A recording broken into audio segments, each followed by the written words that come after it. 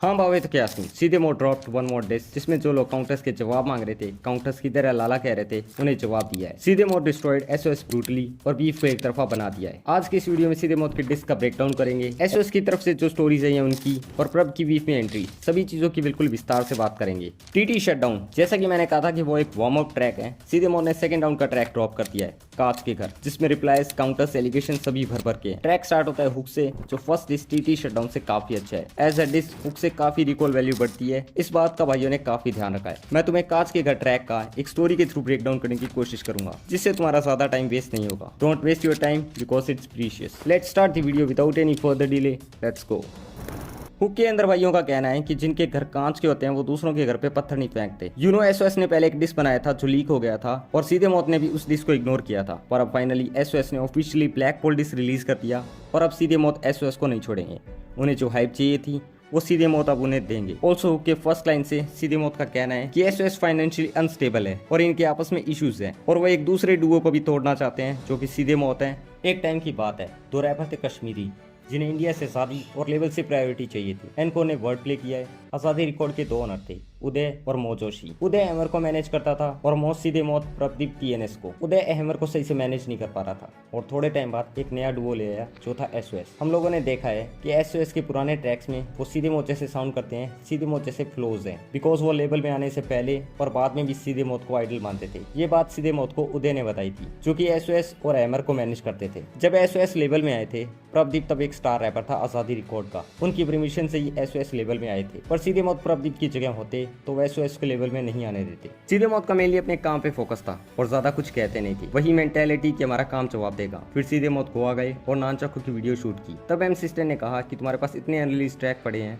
जो ना तुम इनकी एक मिक्सटेप बना दो। सीधे मौत ने नया मिक्सटेप बना दी। तब तक जो नफरत ट्रैक था वो बना नहीं था, बाकी सारे ट्रैक्स रेडी थे। प्रोजेक्ट निकालने के बाद सीधे मौत को सुनने में आया कि हमारे लेवल के दो रैपर्स हमें डिस करने के लिए मो जोशी से 1.5 लाख रुपए मांग रहे हैं। शौक तब लगा जब वही रैपर जो सीधे मौत से इंस्पायर्ड है, सीधे मौत को गोट बोलते हैं, एल्बम कॉन्सेप्ट चोरी कर लिया ये एलिगेशन लगाकर उन्हीं पे डिस बना रहे हैं और लेवल से ही पैसे मांगते हैं वीडियो बनाने के लिए। इस वीडियो के बाद तुम्हें और कोई ब्रेकडाउन वीडियो देखनी नहीं पड़ेगी, I bet it. TT shutdown track आया था, उसमें लोग सीधे मौत को हेट दे रहे थे कि काउंटर्स कहाँ है और एसओएस की साइड हो गए। अब एनकोर का कहना है कि जो भी तेरे फैन बने हैं डिसेस से, उन सबको फिर से मैं मेरी साइड ले आऊंगा। जो भी बात थी वो कभी सामने आकर बोली नहीं, सिर्फ पीठ पीछे बुराई करते रहे। एनकोर की जीएफ को बीफ में ला रहे थे, उसका एड्रेस भी ले आओ बिकॉज वो कश्मीर से है। उसके बाद एनकोर ने वीड पीने की बात कही है और कुश मतलब हैप्पीनेस, सेकंड कुश का मीन है वीड। एसओएस ने कहा था कि की फीपी के कॉन्सेप्ट के बारे में मो को बताया था, बट सीधे मौत आस्किंग फॉर प्रूफ्स। कब तक ऐसे झूठ बोलता रहेगा कि मो को बताया था? तूने कॉन्सेप्ट के बारे में उदय को बताया था, उसने किसी को कुछ नहीं बताया बिकॉज वो नशे में था जब तुम की फीपी के कॉन्सेप्ट के बारे में बता रहे थे। एसओएस ने जो सीधे मौत को डिस करके फेम पाने की कोशिश की है, ऑल्सो एसओएस के इंटरव्यूज आ रहे हैं काफी सारे, जिसमें एनकोर के हिसाब से वो झूठ बोल रहे हैं और लोगों के ओपिनियन चेंज करने की कोशिश कर रहे हैं। पर कितने भी ओपिनियन चेंज कर लो, सीधे मौत और एसओएस के व्यूज और स्ट्रीम में डिफरेंस रहेगा। उसके बाद एक सीरियस एलिगेशन लगाया है कि एसओएस एमर की पीठ पीछे बुराई करते थे और ये कहते थे कि एमर ने बिल्कुल भी स्ट्रगल नहीं देखी बिकॉज उसके बाप के पास बहुत पैसा है। और सीधे मौत का ये भी कहना है कि अगर ये सब झूठ बोल रहे हैं तो कुरान की कसम खा लो, जो कि मुसलमानों के लिए पवित्र किताब मानी जाती है। सीधे मौत ने यहाँ तक आने तक 5 साल स्ट्रगल करी है और 5 साल पहले की बात है, जून महीने की, मो जोशी ने कहा कि प्रदीप लेवल को सबसे ज्यादा फायदा पहुंचा रहा है। सीधे मौत ने कहा कोई गम नहीं है और मेहनत करते रहे और साथ खड़े रहे। फिर 5 साल की स्ट्रगल से फाइनली बयान और नायाब से सीधे मौत को स्पॉटलाइट मिली, जिससे प्रदीप सीधे मौत से जेलस फील करने लगा, इनसिक्योर होने लगा। प्रदीप को शोज नहीं मिल रहे थे पर सीधे मौत टूर्स पर टूर किए जा रहे थे और एक वक्त ऐसा भी था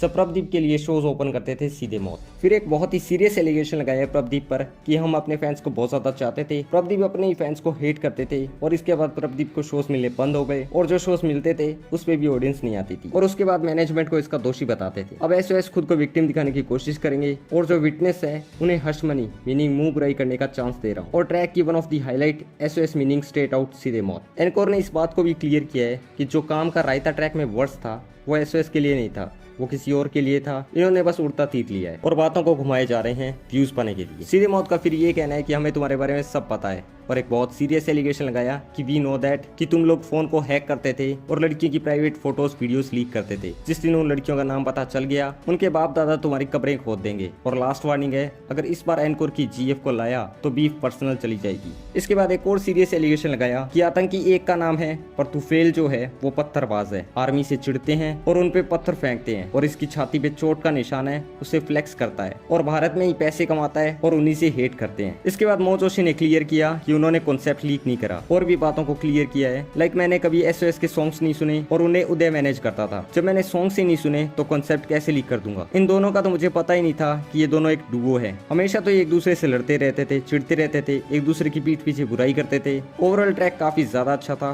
काउंटर्स एलिगेशन बीफ को बिल्कुल वन साइडेड कर दिया है।